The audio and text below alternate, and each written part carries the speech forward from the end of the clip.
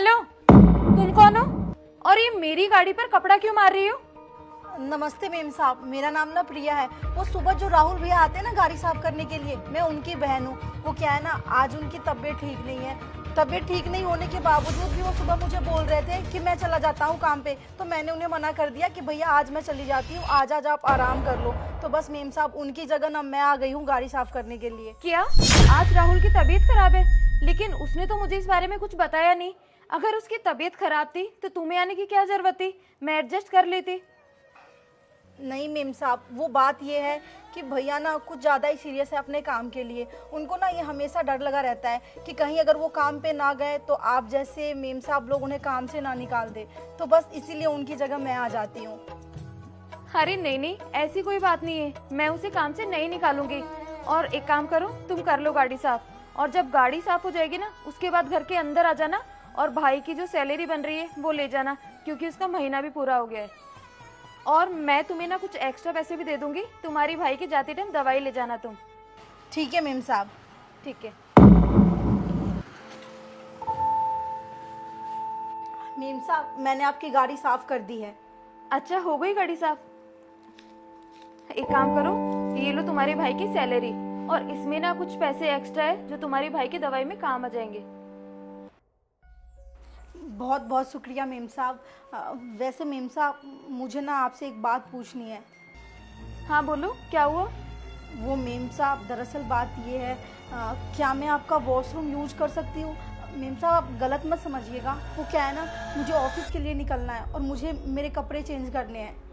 आपको तो पता ही है मेरा घर यहाँ से काफ़ी दूर है। अगर मैं घर जाऊँगी ना सिर्फ कपड़े चेंज करने के लिए, तो मैं ऑफिस जाने में बहुत लेट हो जाऊँगी। इसलिए मैं आपको बोल रही हूँ मेम साहब, क्या मैं आपका वॉशरूम यूज़ कर सकती हूँ? अरे हाँ हाँ, कोई दिक्कत नहीं है। तुम एक काम करो, वहाँ मेरा वॉशरूम है, वो यूज कर लो। ठीक है मेम साहब। ठीक है मेम साहब, फिर मैं चलती हूँ। एक मिनट रुको। जी मेम साहब। एक बात बताओ, कहाँ काम करती हो तुम? मेम साहब, वो MN प्राइवेट लिमिटेड कंपनी जो है ना, मैं वहाँ एज ए मैनेजर वर्क करती हूँ। क्या MN प्राइवेट लिमिटेड में तुम काम करती हो, वो भी एज ए मैनेजर? तो एक बात बताओ, फिर तुम बाहर गाड़ी साफ क्यों कर रही थी? क्या दिखावा चल रहा है ये सब? सॉरी टू से मैडम, बट आप मुझे गलत समझ रही हो। मैं कोई दिखावा नहीं कर रही।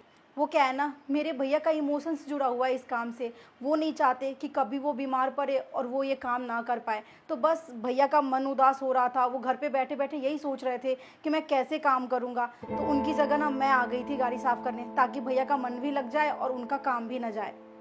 बहुत अच्छी बात है कि तुम अपने भाई की इतनी ज़्यादा इज्जत करती हो और उनके काम में हाथ बटाती हो। लेकिन तुम मुझे एक बात बताओ, तुम इतनी बड़ी कंपनी में मैनेजर की पोस्ट पर काम करती हो, तो क्या तुम्हें ये छोटा मोटा काम करने में शर्म नहीं आती?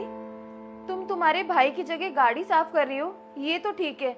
लेकिन एक बार सोचो, अगर तुम्हें तुम्हारे ऑफिस के किसी स्टाफ ने देख लिया तो क्या तुम्हें अच्छा लगेगा?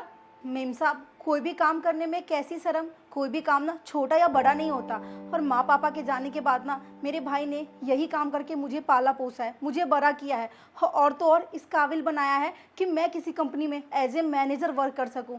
मेम साहब, मुझे इन कामों से शर्म नहीं आती, बल्कि मुझे प्राउड फील होता है कि यही हमारी रोजी रोटी है, जिसके कारण आज हम यहाँ खड़े हैं। और जब तक माँ बाप जिंदा थे ना, माँ पापा ने भी ऐसे संस्कार दिए हैं कि कोई भी काम ना छोटा बड़ा नहीं होता, बस इंसान को करना आना चाहिए, क्योंकि मेहनत ही सब कुछ है। सच में तुम्हारे माँ बाप ना बहुत ही अच्छे थे, जो अपने बच्चों को इतने अच्छे संस्कार देकर गए हैं। और आज तुमसे मिलकर ना मुझे बहुत अच्छा लगा। तुमने आज ना मेरी आंखें खोल दी कि मेम साहब, कोई भी काम छोटा या बड़ा नहीं होता। सच में कोई भी काम छोटा या बड़ा नहीं होता, बस काम करने वाला होना चाहिए और सभी के काम की हमें इज्जत भी करनी चाहिए। और मैं तुम्हें सच बताऊं, आजकल के ज़माने में ना लोग बाग इतने सेल्फिश हो गए हैं, इतने ज़्यादा मतलबी हो गए हैं कि कुछ बनने के बाद ना सबसे पहले अपने परिवार वालों को भूल जाते हैं, जिनके लिए उन्होंने सब कुछ किया है। लेकिन तुम ना अपने माँ बाप के संस्कारों पर एकदम खरी उतरी हो, जो आज अपने भाई का इतना साथ दे रही हो। और तो और अपने भाई के एहसानों को भी नहीं भूली और अपने माँ बाप के संस्कारों पर जी रही हो। मैं ना आशा करती हूँ कि तुम अपने काम में इतनी ज़्यादा तरक्की करो कि अपने भाई का भी अच्छे से ध्यान रख सको। उनकी जो उम्मीदें है ना, उन पे कभी पानी मत फेरना।